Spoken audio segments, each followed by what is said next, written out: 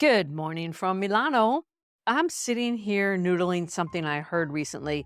I was listening to David White, Whyte. I love his Three Sundays series. He does 3 Sundays in March, 3 Sundays in January.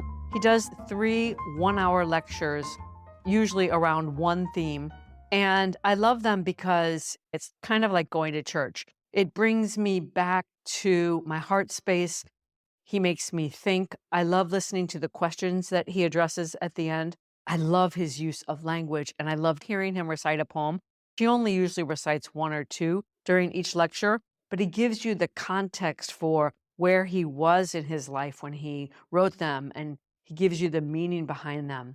And it's like a window into poetry from a living poet. Anyway, on to the story. I was giving you some context. What I'm thinking about this morning is something he shared on this lecture.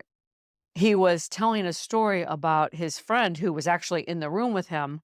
And apparently, kind of out of nowhere, this friend not only started going to church, but he became very active in the church. And David was extremely surprised by this. This is an old friend of his, and I guess there was a certain level of intimacy between them. And he said to his friend, "Hey, what's the deal? Like, why are you going to church?" And his friend replied, "You know, David, being a good person is hard." And that story was a sticky one for me. It has permeated my thoughts ever since I heard it. And I think it's simply because it is so universal. I've been noodling like what we do with that. What is it that we do on an individual basis with that desire to be a good person? And how does being a good person extend beyond our immediate circumstances, our immediate life, our family, and our friend circle? And as I'm thinking about it, I guess what's going through my mind is it doesn't matter so much what form being a good person takes in our life, as much as that actual thought of wanting to be a good person and how we shift that from a passive thought or desire to more of an intention. And when I say intention, it's more conscious, more deliberate, more alive in your awareness. And I found the story very sweet because clearly this gentleman wanted to shift from having this passive idea in his mind to being more actively intentional about it. And his way of doing that was to not only surround himself with other people who he presumed would have this being a good person energy, but also put himself in the way of opportunities to act on that. I think in his mind, probably the church is a place that serves the community or would offer him some opportunity to, air quotes, more actively be a good person. Anyway, I don't want to go on and on about this particular story or this wanting to be a good person, but it is making me think about the power of surrounding ourselves with people who have shared ideas or goals or missions or whatever you want to call them. And I refer to that often as like minded people, surrounding yourself with like minded people. But that is not quite accurate because you can be with people that aren't of like mind, but it's more about being in an energetic circle of people with whom you share something in common, right?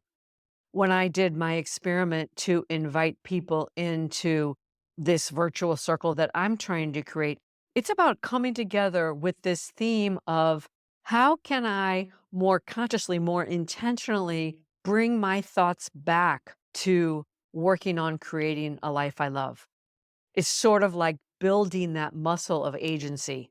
And it's not so much about being with like minded people, it's really more about being in that energy with people who have a shared intention. There is a lot of power in that. There's a lot of power in showing up, being seen, listening to other people, getting ideas from other people. In fact, I'm sharing this story also as a note to self because I think so often we sit in our own soup and we struggle with trying to figure things out. And sometimes we need to seek out others because it's so powerful to be around other people who have some shared goal or objective, whatever it is. In fact, when I was preparing for that first call I did, I was Googling circling. I'm going to read to you before I close here the notes I gathered for myself on circling because I think it really drives home the point of the gesture of going to church. It's not about church, it's about surrounding yourself with other people in circle, whether it's a virtual circle or the circle at a church or a club, it doesn't matter. Coming together in a circle is an ancient practice. It has a lot of power. So here's what I wrote to myself on circling. Circling is gathering. It's about connection, empowerment, and perspective. Circling is about the emergent collective intelligence of a group. It's about extending our perceptual range through sharing our experiences, exploring blind spots, or unconscious ways of being. We can influence others and be influenced ourselves in our perspectives, our choices, and our behaviors. Circling is taking the time to allow ourselves time and space to be fully with our feelings and with the feelings of others, thereby expanding our emotional range. And the last and perhaps most important line I wrote is this: circling is being aware and acknowledging our collective humanity. Let me end by saying this. Whether you are like me, feeling called to convene a circle, to invite people into a group, or you have somewhere in the back of your mind that maybe you should join a group or a club, take a class, or hey, go to church, do it. It is such a cool and beautiful thing to come into a circle, whatever that circle may look like. There is a lot of power in gathering. It's about connection, empowerment, and perspective. That's it. I'll leave you with that for today. Until next time, from my heart to yours.